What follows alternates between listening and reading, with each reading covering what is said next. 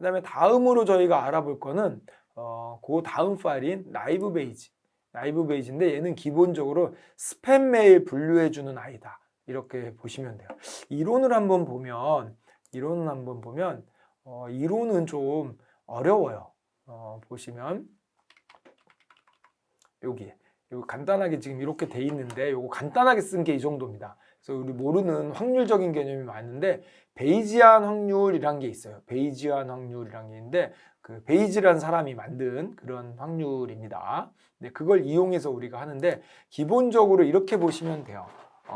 어떤 문서를 봤는데 어떤 문서를 쭉 봤더니 만약에 영업 이러는 단어가 나오면 이거는 예를 들어서 스팸일 가능성이 많네 이런 식이에요. 그 다음에 무슨 뭐 판매 이런 말이 나오면 이것도 스팸일 가능성이 많네 이런 거예요. 근데 이거를 나온 확률하고 이거에 나온 확률을 보면 사실은 요 단어가 나왔을 때 요게 같이 나올 확률이 높잖아요. 근데 우리 이런 거 다 무시하고 요것 따로 요거 나올 확률 따로 만들고 요거 나올 확률 따로 만들어서 각각을 곱하겠다는 얘기예요. 확률을 곱하겠다는 거예요. 이걸 곱할 수 있는 이유는 뭐냐면 이게 독립적이라고 보는 거예요. 원래는 독립이 아니에요. 요거 나오면 따라 나올 확률이 높아집니다. 근데 그거를 다 독립적이라고 가정하고 따로따로 구해서 왜냐하면 독립을 가정하지 않으면 너무 복잡해서 할 수가 없어요. 그래서 독립이라고 가정을 하고 따로따로 구해서 곱해서 확률을 구하자. 그래서 이름이 라이브 베이지입니다. 조금 어설프지만 그냥 한번 해보자 라고 해서 여기 보면 요 파이처럼 생긴 게 다 곱하라는 뜻입니다. 나올 확률을 다 곱하라는 뜻입니다. 이런 식으로 저희가 그 수학적으로 개념을 만들고 나서 그거를 실제로 구현이 하면 너무 쉽죠. 네. 그런 기반으로 저희가 스팸메일. 그래서 어떤 데이터에 어떤 특정 단어가 있으면 그럼 특정 단어라고 하면 우리가 판매나 영업을 사람이 결정해 준다면 룰 베이스가 되는 거고 기계가 예를 들어서 기계는 어떤 식으로 하는 거냐면 사람이 결정하는 게 아니라 제가 아까 영업, 판매 이렇게 썼지만 이건 무슨 뜻이냐면 이게 스팸이다 라고 정답이 있죠.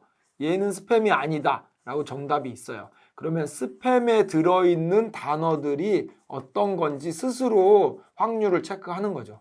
그리고 여기에 들어있는 단어들이 어떤 건지 스스로 확률을 체크를 하는 겁니다.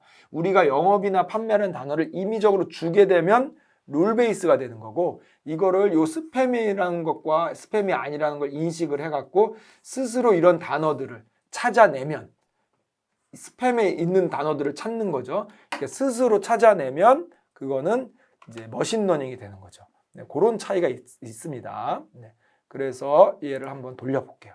돌리는 건 저희 너무 간단합니다.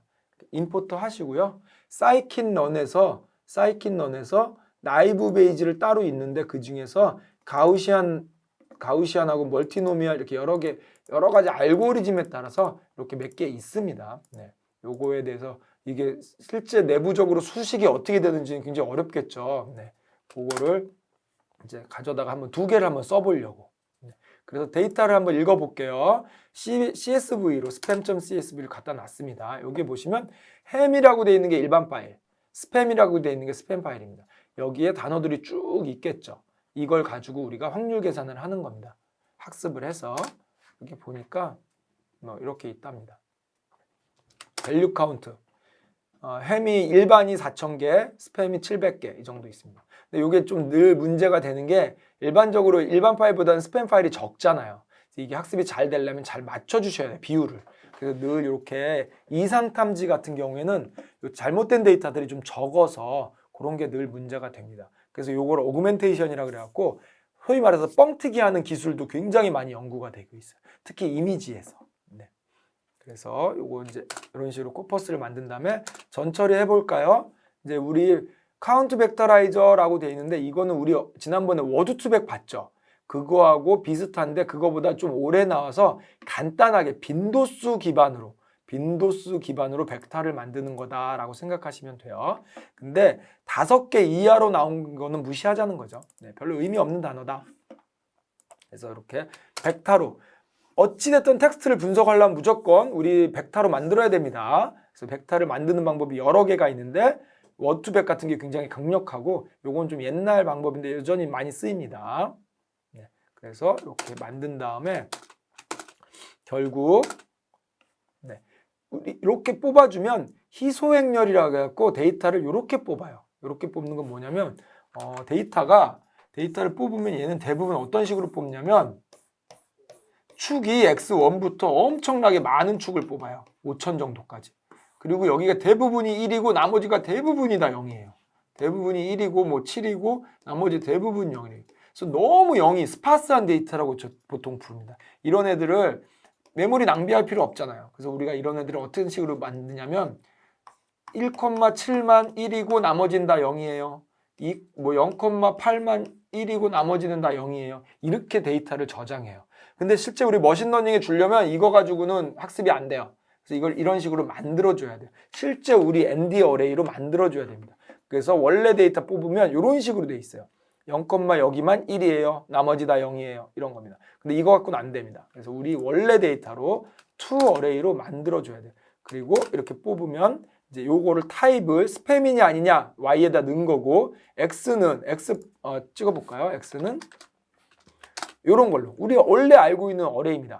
근데 여기 보시면 알겠지만 대부분 다 0이에요. 대부분 다 0. 그래서 이 카운터라이즈 벡터 요게 그런 좀 약점이 있는 거죠. 그래서 워투벡이 나와서 대단해진 이유가 이런 것들을 다 개선했기 때문입니다. 그래서 이런 애들을 우리가 스파스한 데이터라고 부르고 이거의 역은 좀 덴스한 데이터, 뭐 이렇게 밀집도가 있는 그런 데이터 이렇게 용어를 부릅니다. 네. 그래서 여기까지 만들어 놓은 다음에 이제부터는 똑같아요. x와 y 주고 나눌 거예요. 요번에 좀 사이즈를 좀 우리가 그대로 디폴트를 안 쓰고 이렇게 줬네요. 0.25를 줬습니다. 네. 그래서 이렇게 만들고 나머지는 똑같습니다. 모델 생성, fit, 결과 예측 너무 똑같죠. 그리고 정확도 예측 네, 똑같습니다. 프리시전, 리콜 이런 거 본 거죠. accuracy 0.84 굉장히 잘 맞추는 겁니다. 이 텍스트만 갖고 이게 스팸 메일인지 아닌지를 맞추는 거니까 굉장히 잘 맞추는 거예요. 크로스탭 이렇게 보면 햄이라고 되어 있는 게 그냥 일반 메일입니다. 여기 보면 원래 햄인데 햄이라고 잘 맞춘 거, 원래 스팸인데 햄이라고 잘못 맞춘 거, 원래 햄인데 스팸이라고 잘못 맞춘 거, 스팸인데 스팸이라고 잘못 맞춘 거. 여기서 아까도 우리가 프리시전, 리콜 이런 게 중요한 게 뭐냐면 원래 스팸인데 일반이라고 얘기한 건 괜찮아요. 근데 원래 정상이야. 근데 스팸이라고 잘못 예측해서 스팸 메일을 빠져서 제가 메일을 못 받았어. 이건 굉장히 크리티컬하죠. 그래서 얘 같은 경우에는 원래 햄인데 스팸으로 잘못 맞춘 이거 굉장히 중요합니다. 그래서 이런 경우에는 원래 햄인데 우리가 스팸으로 잘못 맞춘 거 이런 것들이 중요하기 때문에 이런 게 중요하죠. 스팸인데 스팸으로 잘 맞춘 거.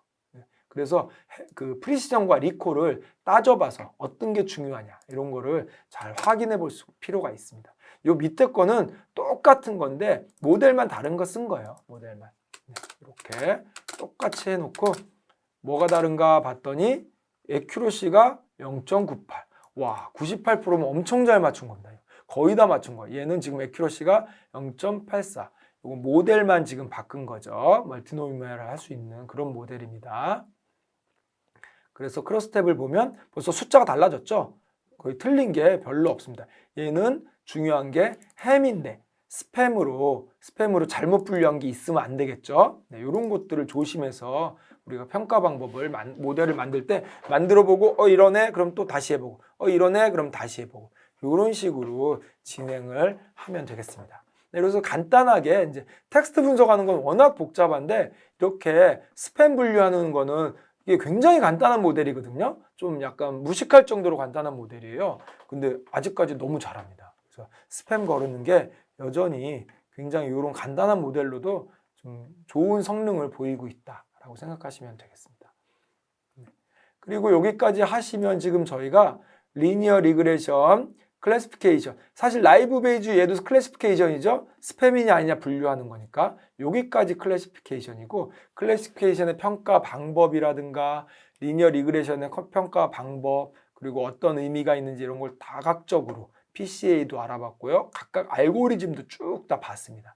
여기까지 해서 저희가 지도학습, 리니어 리그레션, 숫자 맞추는 거하고 클래시피케이션 요거를 알고리즘별로 쭉 살펴봤습니다.